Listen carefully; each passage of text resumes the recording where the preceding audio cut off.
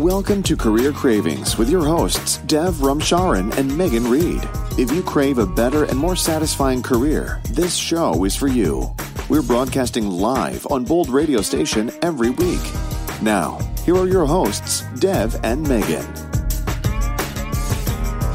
Welcome, everyone, to Career Cravings. You're here with your hosts, Megan Reed and Dev Ramcharan, and we're coming to you live from Toronto, Ontario. Tonight we have an interesting guest with us. His name is Michael Sorsdahl, and he is in Canada as well, but he is on the West Coast in Victoria, BC. He has had quite a career history.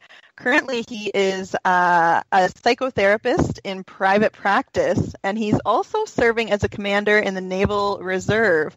And he's been in the Navy for over 23 years. So we're going to get some interesting information from him tonight, I'm sure. So welcome to the show, Michael. Thank you very much, Megan. So just to start us off tonight, can you give us a bit of an overview of your career history, where it started to where you are today, and maybe a couple highlights along the way? Sure. So my career has been fairly varied, as you sort of gave that as the overview of introduction. But back in the beginning, when I was a kid, I come from a military family, a Navy family, where my father was in the Navy, as well as my grandfather on my mother's side. So both sides of my family were big Navy people. So I moved around the country with my parents as I went through high school and grade school. And in that process, really felt like I wanted to follow in my father's footsteps at that time. So what I did was I ended up joining the Sea Cadets in order to figure out what, the military was about-ish, a little bit anyway, and then kind of went through that process. And then upon completion of that and off to university, after I graduated high school and from Victoria, I went off to university in Saskatoon, Saskatchewan, which is where my dad was an alumni graduate. And I started a program in psychology because I was interested in that, and then ended up joining the Naval Reserve because that was what I wanted to do at the same time while waiting to get into it full-time as a full-time career. So for my first 2 years of university, I studied psychology, but at the same time also worked in the summers and in the full-time in the summers with the military doing training as a Naval Reserve officer starting back in 1994.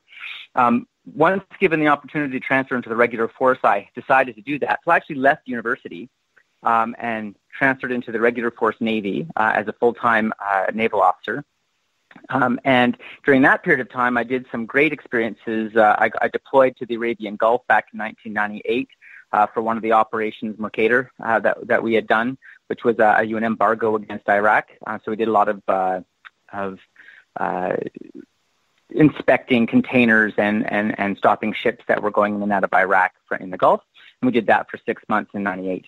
Upon completion of that, I decided that I really wanted to expand my career back into psychology because I kind of missed that as something I was doing when I was in university. So I actually left to the regular force Navy again in 99 and transferred back to the Naval Reserve as a part-time naval officer and went back into school.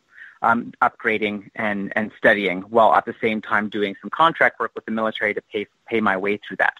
And so what ended up happening is taking on contracts part-time with the reserves, including things like training as a training officer or and even at sometimes even going to sea on ships and such. I did that while finishing my undergrad in my Bachelor of Science in Psychology, my Master's in Counseling Psychology, and my doctorate in Counseling and Education Psychology.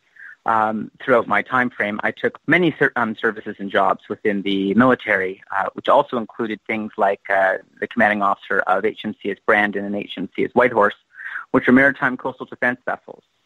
And so I ended up taking command of those at the end of my time as full-time, which was very exciting. And I ended up taking one of my ships, HMCS Whitehorse, off the coast of Guatemala, where we did an interdiction operation there, what they call Operation Carib, which is stopping and intercepting cocaine smuggling coming from South America into North America, trying to stop that from getting onto our streets. So I got to do those kind of experiences for about 2 years or so. About 5 years ago is when I sort of was finishing off that time frame. When I finished that, and I finished my full time there, and I kind of paid back all my student loans and I decided to go back and open up my practice again fully as a counseling as a counselor and psychotherapist here in Victoria. At the same time, instructing both at University of Victoria in their counseling psychology program and at Yorkville University in their counseling psychology program, as well as instructing in life strategies for their career development practitioner program there. So I both love education and teaching people in the practice that are helping people, but I also involved and love doing the working and teaching people how to drive ships in the Navy. So it's one of those two I kind of diverged in two different areas of my professional career, but enjoy both of them for their own different merits, if that makes sense. Okay, it does, and that is a very good overview of everything that you've been involved with over your career. One thing I'm wondering, you were clear kind of from the beginning that what got you interested in the military was really your family history, your grandparents, your father, and it does sound like it was really important for you, I guess, to kind of follow in your father's footsteps to some degree, because you did even attend the same university that he went to. And I'm wondering what I guess held your interest or holds you still attached to the military after all these years, or the Navy? Mm-hmm. Well, the military itself is like a family. So not only was my family in the military, I ended up belonging to the larger family of the military as a whole. So all my parents' friends are military. A lot of their kids joined the Navy or other military functions. So really, what drove me there was this sort of understanding and history that comes from being in the military and loving that, bear to arms and support, defend your country and doing something that is more than just for yourself was always something I wanted to do, and I was very proud of my father for doing. A lot of the time I spent missing my father because he was away at sea a lot. He ended up commanding HMCS Saskatchewan as well. So he and I were both in the same profession in the Navy as well. So I missed a lot of time with him growing up. So it was almost that honoring of wanting to see what he actually did and where he went away, whenever he went away and what he was doing. I had a very, very huge interest in that and believed in it a lot and believed in that, Okay. Give back to your country. Okay. And so for everyone listening out there, and I think even including myself, there are so many misconceptions and stereotypes about what being in the military or being in the armed forces is really like. So especially with your career now and being in the counseling world, what are some of those main stereotypes or messages that you think are out there, and how would you counter those? What would you tell us is really the reality of being in the Navy? Mm-hmm. Well, I guess one of the stereotypes that people believe is this very stringent, rigid, inflexible belief of directive rules, right? To follow the rules, and that your bosses will tell you what to do and how to do it, and that you don't have any say. And that really, you could be the word as a negative stereotype would be like be an automaton, where you don't actually have to think for yourself. You're told what to do, how to do it, when to do it. And therefore there is actually no free thought or collaborative work. So that's one of the big stereotypes I know people believe in. And certainly when people transition from the military back into the civilian world, a lot of, come across that challenge as they're working out there trying to find work into the civilian world, where that civilian, the people that aren't in the military believe that maybe you're too rigid or you're not going to be as collaborative or helpful or working as a team. To counter that, I can honestly tell you that, as I said, the Navy or the military itself is like a family. We work hugely collaboratively because we are required to work as a team in the sense to affect a mission, which is very different than just affecting a goal that a company or so-and-so might actually want to achieve. So when the military wants you to accomplish a mission, it takes an entire group of people to do everything. So the amount of skills, the amount of leadership, the amount of, at different levels and at young ages, that we expect you to be able to work from and work together with is huge, which is not known, I don't think, isn't highly as well known in the civilian world as it would be in the military as what we've experienced. So I would say that's one of the biggest biggest misconceptions is this idea about collaboration, teamwork, and working together in order to work and achieve an end goal or an end state or a mission. So this is really, really fantastic information, Michael. So here's a question for you then. When you think in terms of the military and you think in terms of the armed forces and the sorts of activity and so on that might be undertaken, the areas of defense, but also peacekeeping, and also ensuring compliance with international law, as you were doing when you were in the, working around Saudi Arabia and the Persian Gulf and so on, to then think in terms of moving in a direction of a career that has psychotherapy at its heart. People might think, well, there seems to be a disconnect between those two things, the armed forces and moving into psychotherapy. But can you talk through how that is not, in fact, a disconnect? Right. Well, actually, one of the biggest things that comes out of aspects of leadership, so in order to take that family, that group of people, and effect that mission accomplishment in Arabian Gulf and international law, requires an ability to listen and understand people. So that was what I would say that it's not all that disconnected as much as one might think. So when I took my ship as an example off the coast of Guatemala, I worked very hard to make a collaborative environment for everybody there so that everyone knows why we're there, how to do it, what we're expecting there in order to be able to hear and listen. The personal problems and personal issues that come up with regards to inter-work conflict, or even to the part where we're living together in a very small 55-meter-long ship, is a very tight quarters, and so a lot of that internal conflicts and issues come up, dealing with home, dealing with people's families. All of that is all part and parcel of working as a family and working together when you're overseas or wherever you happen to be working together as a group. So I would say that as a psychotherapist, a lot of the skills that I have from my training and what I teach other therapists out there would come in, are hugely beneficial to those people that are working in the field, especially in the higher end leadership.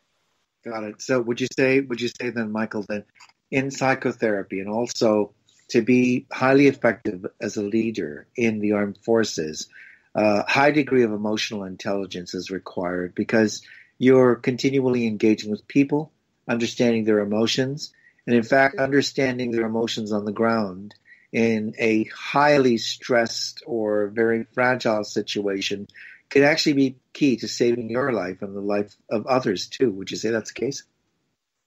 I would agree that very much so that being able to understand what people are going through and how to help people affect the end of the mission, being able to listen to them and work with them is very, very accurate. That high leadership, people that do well in the military, certainly have that high emotional intelligence for sure.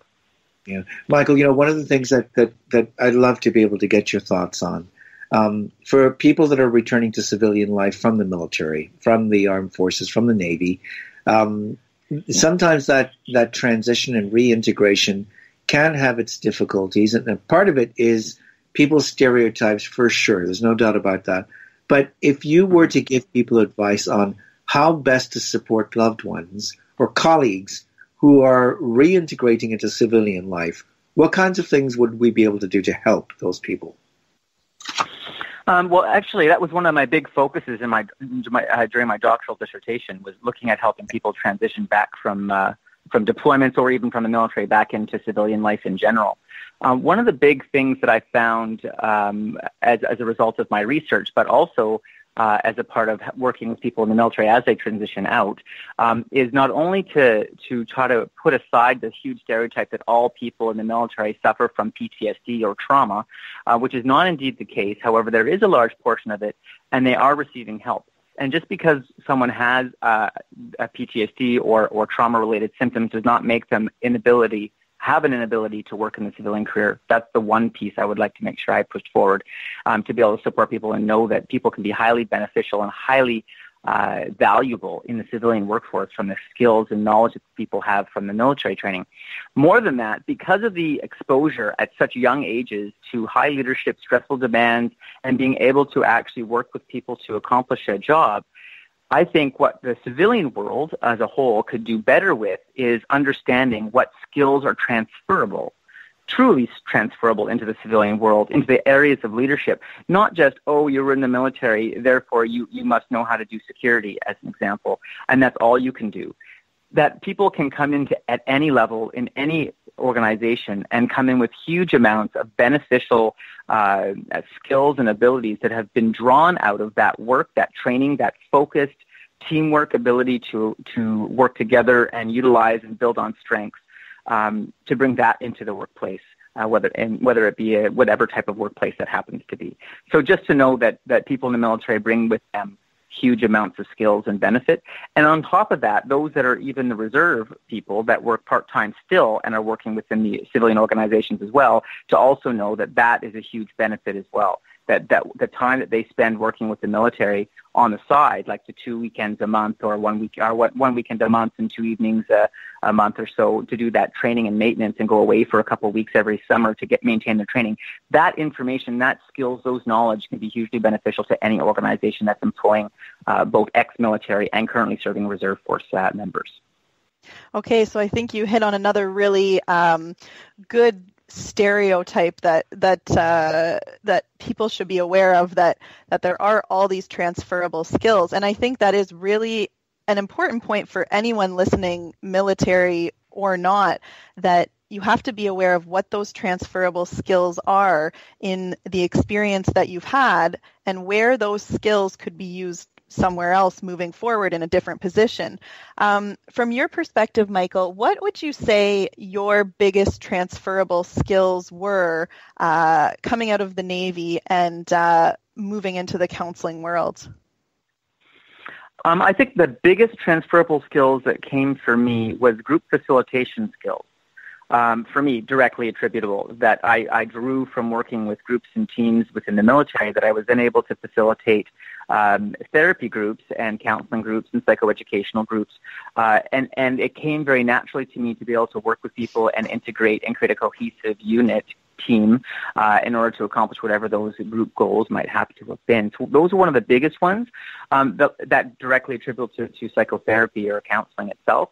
But I would say even more so, what my largest attributable skill or things that are attributable and you can use directly into civilian workplace would be those leadership skills in general. The overarching leadership ability to take any task, figure out ways, project management, that kind of work, in order to figure out how to get to where you want to get to. I think that's one of the biggest skills outside of therapy that I also drew and brought into the civilian world. Okay. And what was your experience like while you were still in active service and at the same time going through that education? Because to me, again, not knowing a lot about being in the military, that seems like a lot to have on your plate at one time. So how did you navigate that, and what was that experience like for you? Well, I can honestly say it was at times quite challenging and quite difficult because the demands based in the two different sort of worlds, one being psychology and psychotherapy and the other being military and military leadership, aren't always completely compatible in a sense at the same time.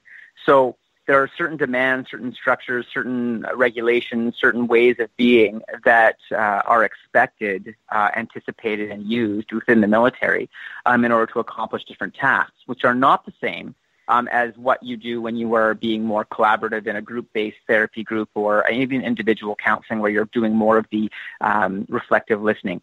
So there's a lot of different skills that happen to be used. What I found was that I became very adaptable, depending upon what situation I was in.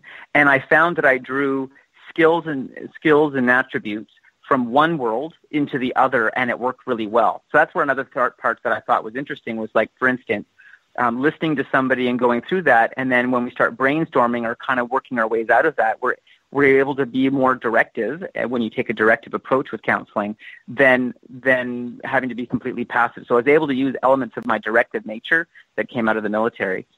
And then vice versa, I was able to make things much more collaborative within the military when looking at how to work as a team to accomplish a mission, I became much more collaborative and much more listening to what the needs are and benefits are to make sure that everyone's thoughts are and everyone's desires were all sort of also part of that decision-making model to move forward. So I found that I started to meld both worlds, I guess is the world that was, and it ended up being very complementary. Mm-hmm. Yeah, really interesting how your experience in the military has influenced your psychotherapy and how your experience with counseling and with psychology influenced your work in the military as well. So super interesting, mm-hmm. Super interesting. In the military, I assume, or in the Navy, when I say military and Navy, are those interchangeable words or no? Well, I wouldn't call them interchangeable. The Navy is one element of the military, so there's several different elements: Army, Air Force, Navy. So the Navy is part of the military. Okay. So while you were in the Navy, what was your favorite position? Well, I have to say my favorite position was the commanding officer of my ships. So I commanded 2 minor warships for the Canadian Navy, and I can honestly say that was the best 2 years of my life so far. Wow. So, Michael, it's been a fascinating career. The things you're describing to us, I think, really overturn a lot of people's assumptions about what individuals learn when they're in the armed forces.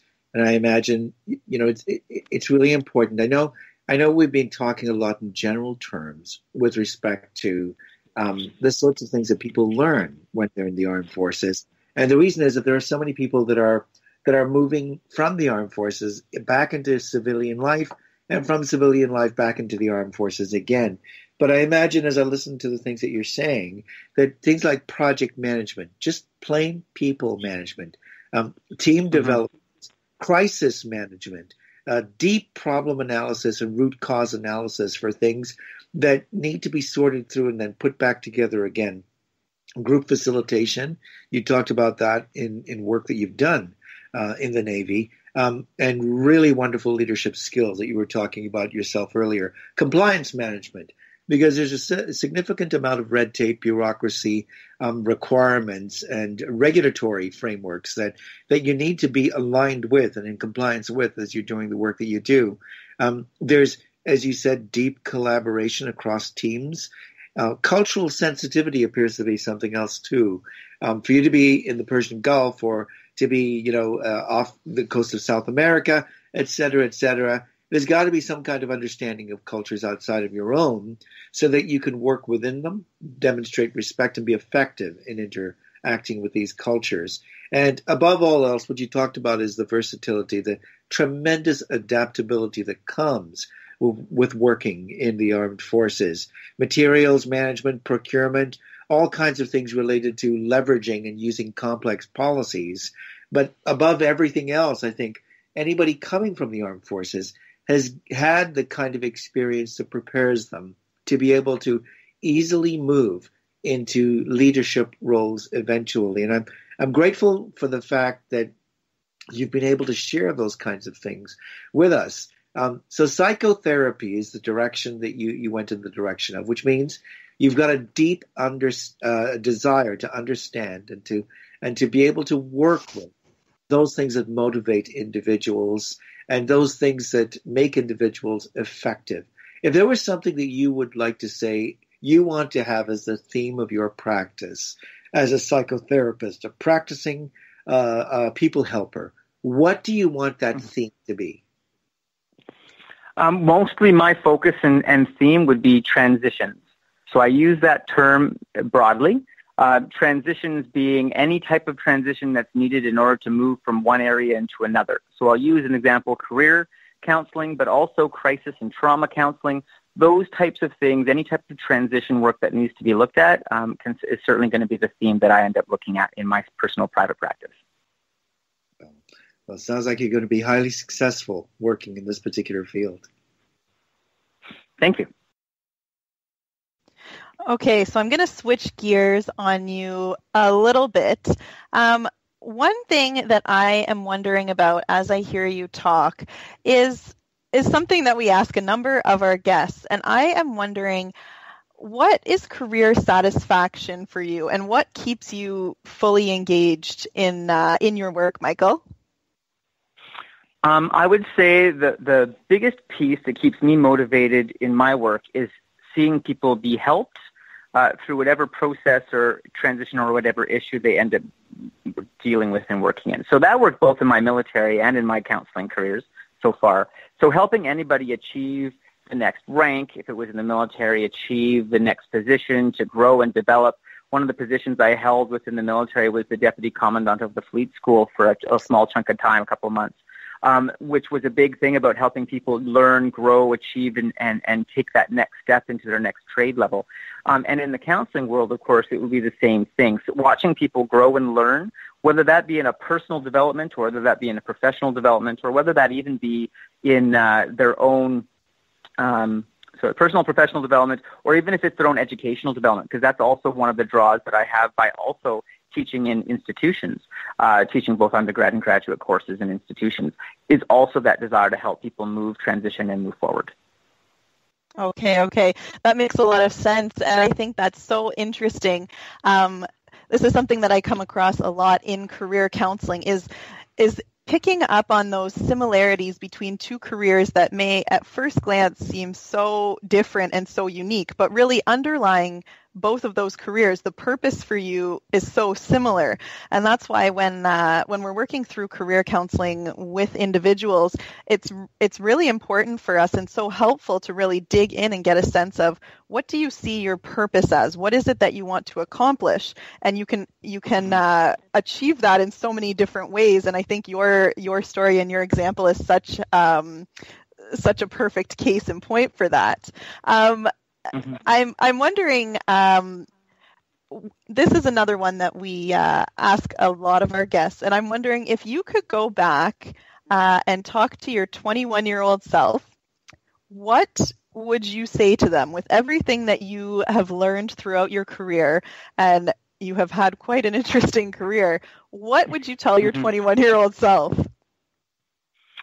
I would tell my 21-year-old self to stop trying to do everything all at once. So to allow things to grow on their own instead of try to taking on everything, because you'll get a chance to do everything. A whole life is a whole life, and there's no reason to pigeonhole oneself to say that I have to do everything all at once at the same time and therefore not really get to experience any of it. Because you're too busy. So enjoy it, I guess, is the biggest thing that I'm looking for, that I would want to tell myself. So in that vein, because you have done so much, and you have done so much right from the beginning, is there anything that you regret or that you would do differently if you could turn back the clock? Not really, because I really do enjoy everything that I have done, especially in retrospect, in the sense of upon reflection. But I think one of the things that I kind of regret is that I didn't take the time to enjoy what I was doing, like as much as I could have. Sort of speaking on the same point from before, is that I think life can be so much better when you actually spend the time and focus a little bit more on the actual experience of it, vice what's next, because that seems to really take away from the experience of what you're doing. Sorry, so Dev, I'm going to turn it over to you. Sure. So, Michael, you're a driven individual. It's something that seems to have been a part of who you are from the earliest stage of your life. And it seems from what you've just said as if learning to savor your accomplishments and to savor the moment is really something that's taken a significant amount of experience as well as self-reflection to be able to accomplish. Is that true? Yeah, I would say very much so. And what had to go into that for you to accomplish that? A lot of personal self-reflection and giving myself enough time, which happened later in life, I guess, to give myself enough time to actually look back on what I've done and actually really time, right? Time is what I needed to give myself. And unfortunately, in the beginning, in my younger years, I didn't give a lot of time for anything because I was so focused on doing the next thing. So what I would say is that taking a little bit of time just to, enjoy what you have done, reflect on what you have done while still moving forward, can still all be accomplishable. You don't have to give up that drive and motivation just to sit and enjoy some of it. And Michael, I know we may be boring it a little bit deep and pushing you past your comfort zone, but what was the motivating factor for you? Why is it that you were functioning like somebody who was trying to catch up at that early stage of your career? I think that was driven mostly by a huge cultural move that just seems to be the trend of what everything's happening in a lot of the different agencies and organizations.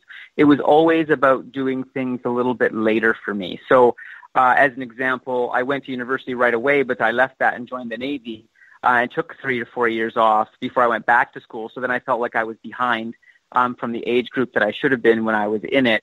So then I was trying to catch up for that, and then I was trying to catch up from missing times in the military. It's like splitting all of my attention in all these different areas never let me focus on one. At the same time, I would never give up the attention that I did provide to any of my professional movements. It's just that I think that drive, that motivation came from always thinking I was a little too old to be doing what I was doing or starting over or restarting. And what I can certainly, another part that I would certainly tell my younger self is you're never too old. It's never too late to try something new, ever. So, yeah. Yeah, and I think that is really important advice for everyone out there listening, whether your career is military related or not. You are not too old to make a change. Something that I like to remind people of, rather than looking back at how old you are or how long you've been working for, is flipping it and looking at it the other way and considering how much time left in your life do you have, or how many more years do you have left to work. And if you're not happy, and this wasn't necessarily the case with you, Michael, but if you aren't happy or you aren't satisfied or there is a change that you want to make, what's stopping you from doing that? Because you have the time to do it. So even though in your case you felt like you were in a rush and you had to catch up or you were behind in ways, I think it sounds like it really helped you to gain that awareness of the importance of living in the present and being aware of and focused with what was going on in your day-to-day life. And is that something that you have been able to achieve now, Michael, that now that you've had that realization about really being so forward focused, do you find now that you are more present focused in your life? Very much so, actually. I found that there's a big shift has happened since I was able to slowly and allow things to happen in their natural time, that organic experience of saying, I don't need to make it happen, I can allow it to happen. With sort of this different mind shift that came for me, which has been very helpful. And with that, I have enjoyed what I do a lot more, and I get into doing more of things that I enjoy doing instead of being so focused on things just to get them done. I now spend the time to do it knowing that I have the time. Okay. And so even though you are much more present focused, I will assume that to some degree you do have future plans out there as well. What are 3 key things that you would want to accomplish between now and the day you retire, for example? 3 big things I think that I would like to accomplish would be, 1, to open up this retreat that my intention is to open up, which is this retreat designed for personal and professional development, and more holistic approach to doing that, just to allow a place and space for people to actually grow and learn in whatever way it works best for them. So that's one big accomplishment I would like to do. Another one will be to really help this transition for military members from the military careers into the civilian one, looking at those, as I said before, those transferable skills and making it a little bit not easier, but at least better known in the civilian community as well as in the military community, but what those transferable skills are and how beneficial they can be, and so helping people actually do that transition to make it easier. And then lastly, I think the big piece that I want to do is to ensure and maintain continuing to provide support for those people that do suffer from PTSD and trauma. that I specialize in and do specialize in within my practice to make sure that that people that are suffering and from the nature of their work, whether that be in the military or that be a first responder or any other type of work that ends up putting you in a line of fire, for lack of a better term, that they're helped. So those would be the three big things that I still want to continue doing and grow towards. Okay.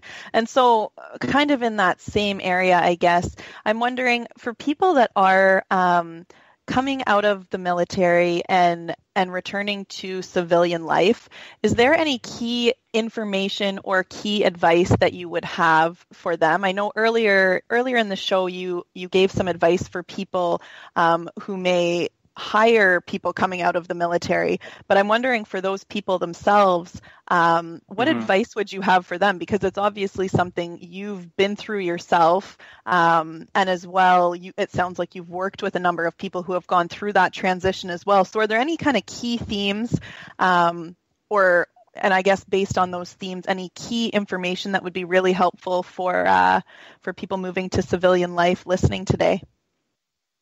I would say the first thing I would point out would be that you all have more skills than you know. So as much as the civilian people are less informed about what those skills and transferable skills might be, I think the military, just as the same, doesn't know what their skills are, how their skills are transferable into the civilian world, because we come from very different subcultures, if you look at it that way. So what I would say to help people is that you do have a lot of transferable skills.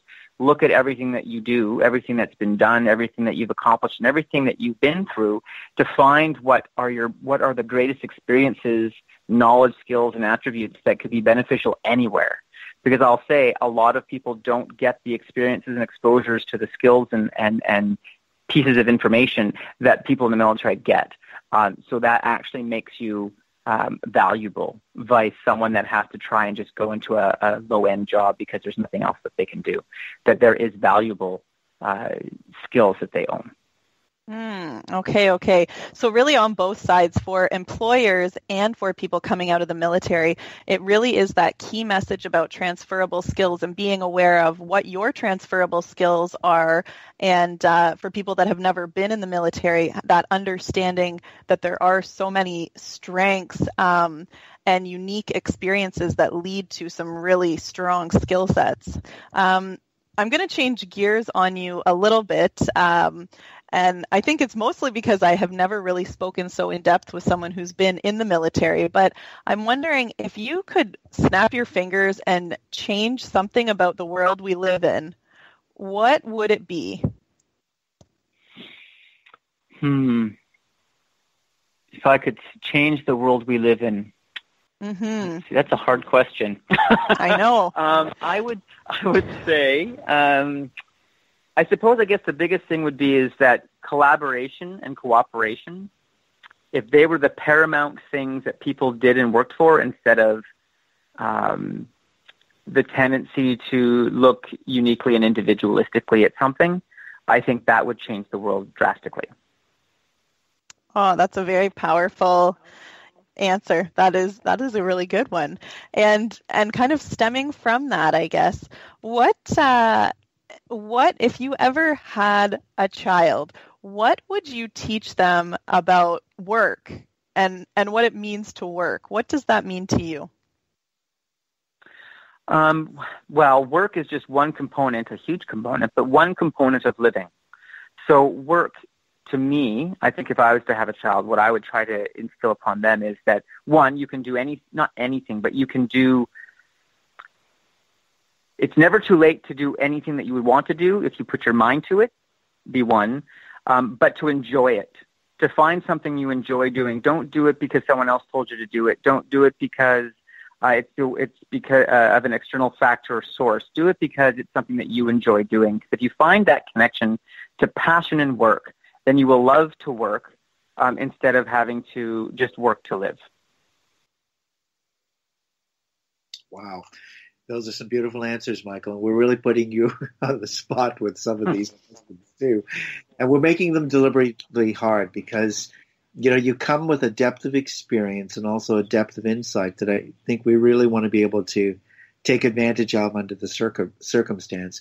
So there's a question that we ask, which puts us in a situation where we think far ahead into the future, however far that might be. If you were to imagine yourself at your retirement party, and people are talking about you and about what it was like to work with you and what it was like to be your colleague wherever you found yourself, the armed forces or in psychotherapeutic and career counseling practice, whatever it may be. What are the kinds of things you would want to hear people say about you that would make you feel, yes, they got who I was and what my desired contribution was to the world? I think what I would like to hear is that, a reflection, when they reflected on what I provided or what I did, that the reflection would be that I gave to the world, that I helped bring the world together instead of tear it apart, that I would hear words about creating that connectivity, that idea of collaboration, those types of ideas that help people grow and overcome obstacles instead of getting hit by an obstacle and let down, so that I was that helpful person, someone that they said, he really helped me, or what his business did really helped me, or what his vision of his business did really helped people. I want to make sure that what I'm remembered for, I guess, when I'm done at my retirement, is that I brought into the world another way of connecting that has contributed to the larger cohesion of the global world that we're living in now.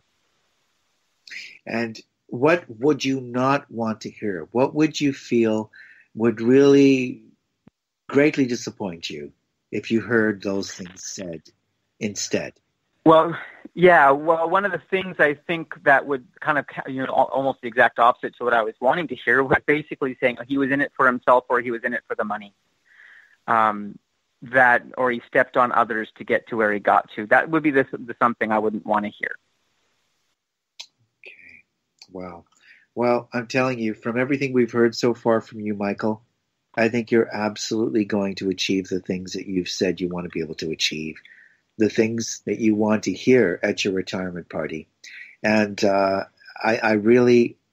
just love what you said when you said that you would want to hear at your retirement party that you helped bring the world together and not tear it apart.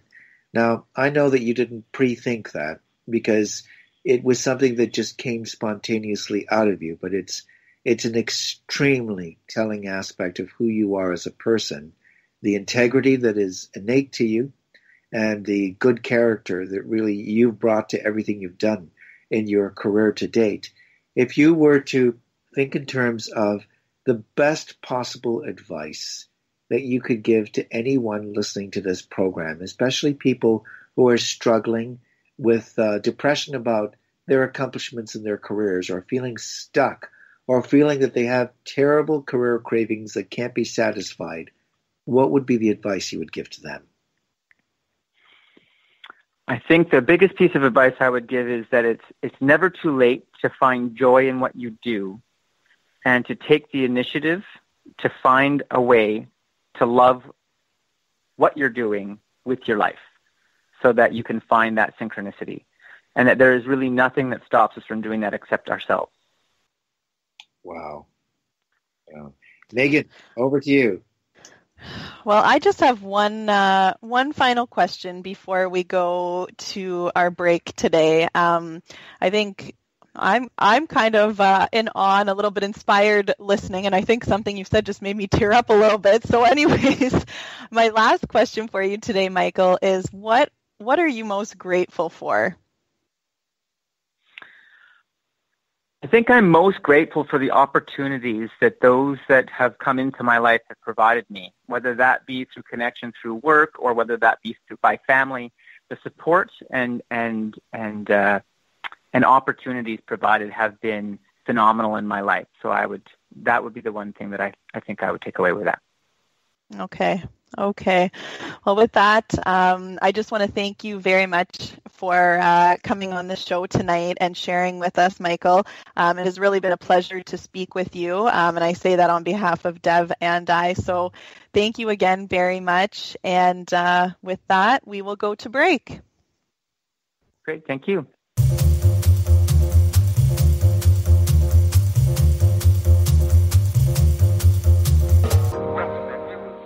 Well, you just heard from Dr. Michael Sorsdahl, and he shared with us an amazing career history. So from the beginning, he came from a military family, and early on, he tested out the Sea Cadets to see what it would be like for him to be in the Navy.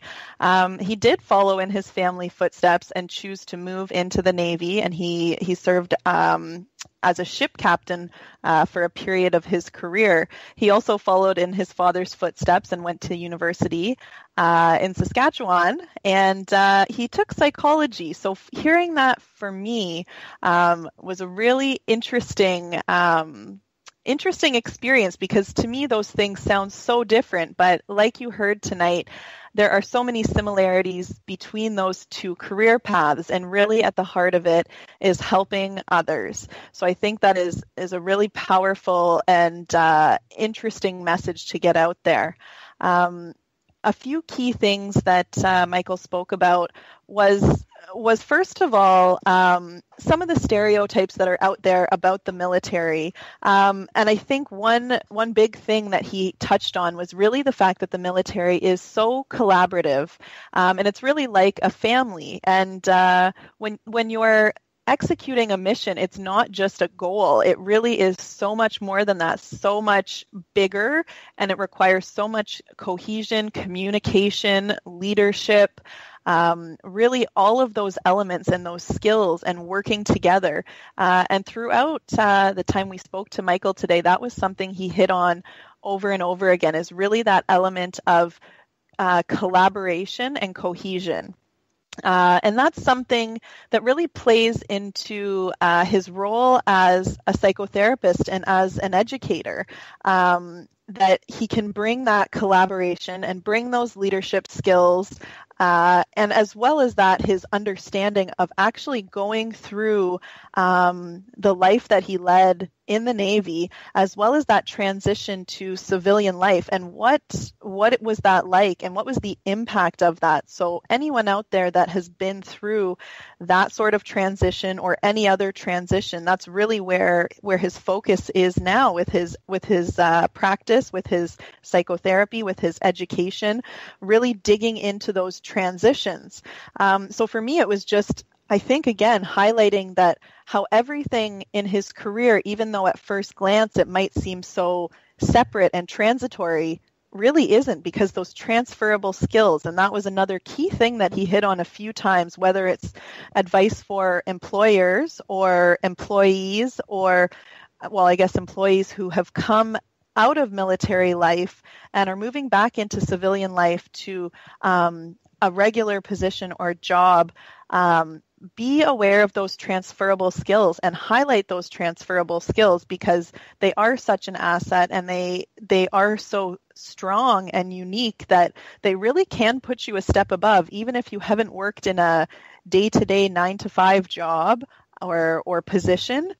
What are those elements that you bring to the table? A few other things I think that were highlighted were the adaptable nature of Michael, and I think that would probably apply to a number of people in the military, is how adaptable you have to be.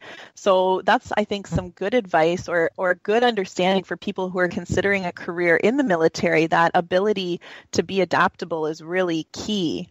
Other than that, I think something else that really stood out for me is when Michael was speaking about the fact that he was so future focused in his life from an early age, and getting things accomplished, and really the focus was getting things done as opposed to enjoying things along the way. And I think for anyone out there listening, that is such a powerful message. And I've worked with so many people who have that same mentality of accomplishing things, getting it done, getting to that next step. And as opposed to thinking of it like that, enjoying the present moment. And that's something that Michael said he is much more active at now, that he's aware that he used to be that way, is enjoying things, slowing down and focusing on the present as it occurs, and being grateful and happy for things or about things that are going on in everyday life, just the little things.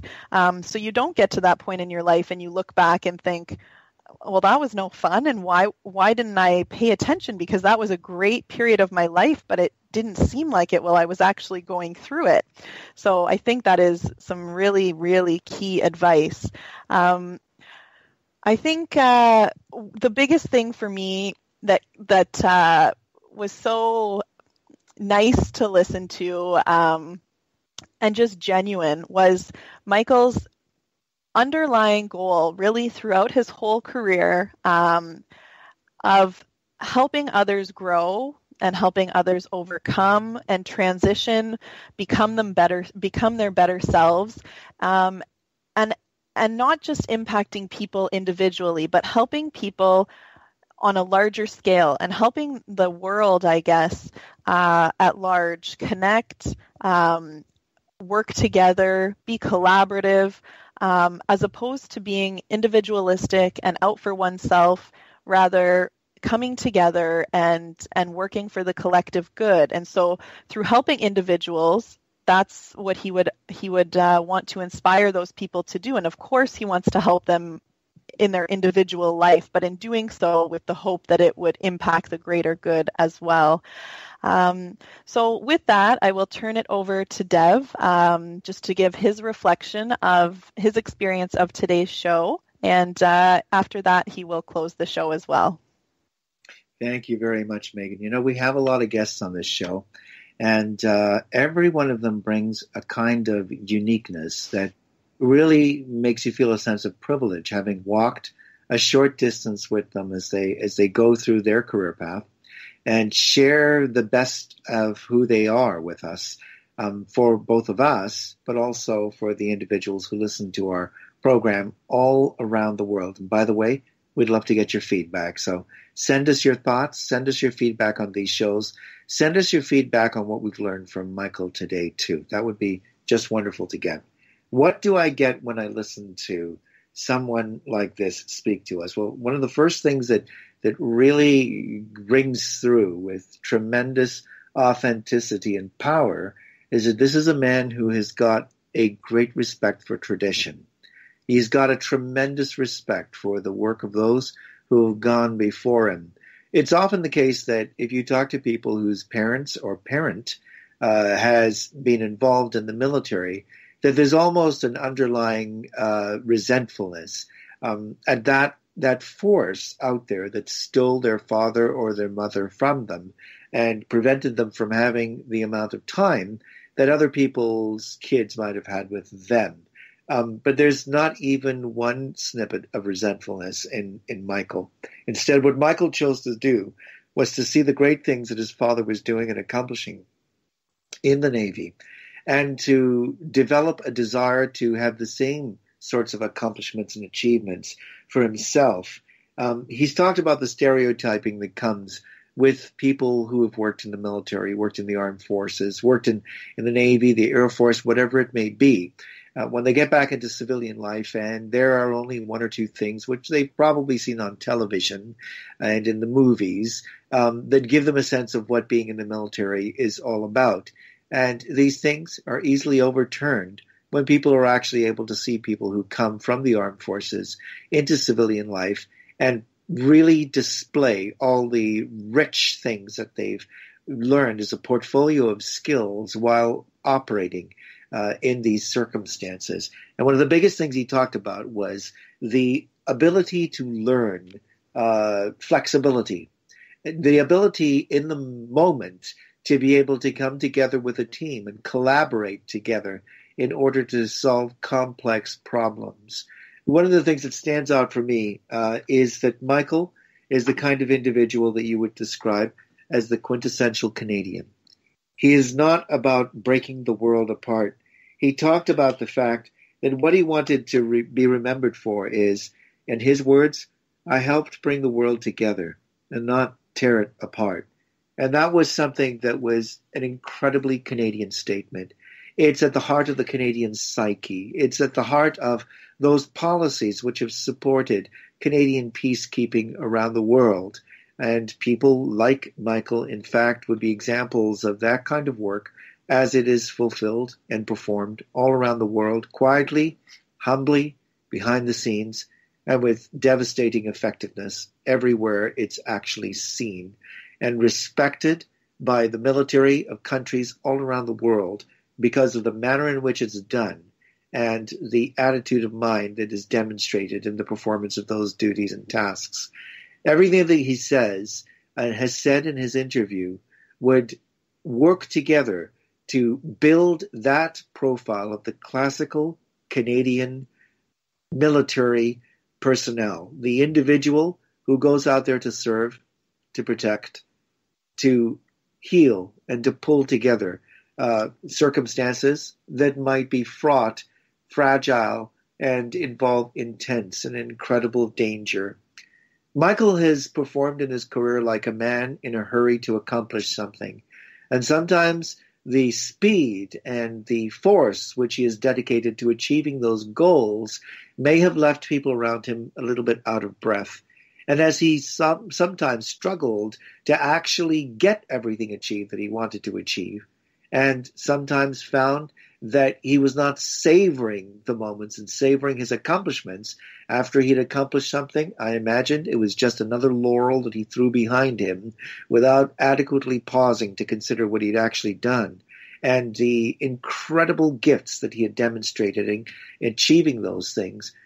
He's learned since then to stop and to actually savor the moments. And I imagine he's become a better leader to those around him as a consequence likewise.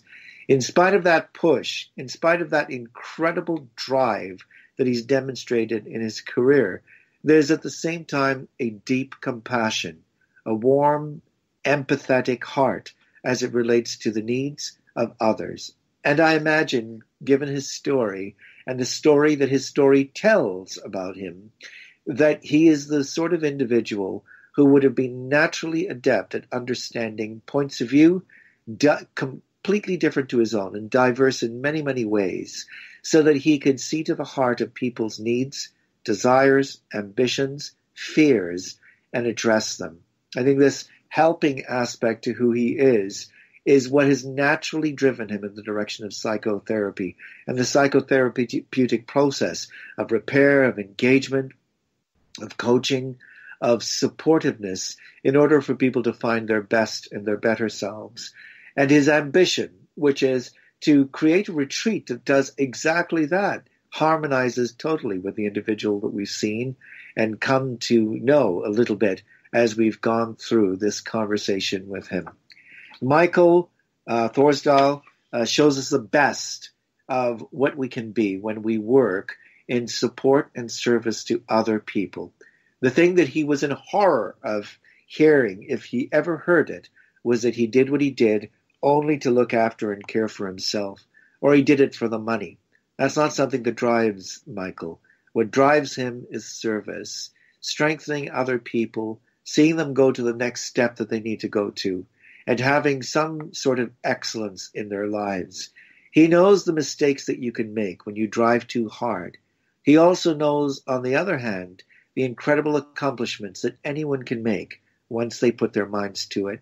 He has an ambition, which is to be known as an individual who really has worked with and helped other people and helped make the world a better place. And I'm pretty confident, based on what we've learned and heard tonight, that this is the kind of man who is going to accomplish just these things. Work means a great deal to him. Work for him will always be something that he'll be engaged in. This is not someone who's going to retire. All that's going to happen is that the nature of his work will change all the way through his life because it's in him to the core to serve and to work and to help. And we wish him the very, very best. I'm Dev Ramcharan, and for Megan and myself, I thank you all for listening to our program this evening. I wish you the very best, and hope that you, like the people we've been talking to through these sessions together, begin to satisfy some of your career cravings by believing in your ability to push forward and transition through to a wonderful career. The career discussion doesn't stop here. For more information about how to transform your career, visit CanadaCareerCounseling.com. And remember to tune in next Sunday at 6 p.m. Eastern Standard Time on Bold Radio Station for the next episode of Career Cravings.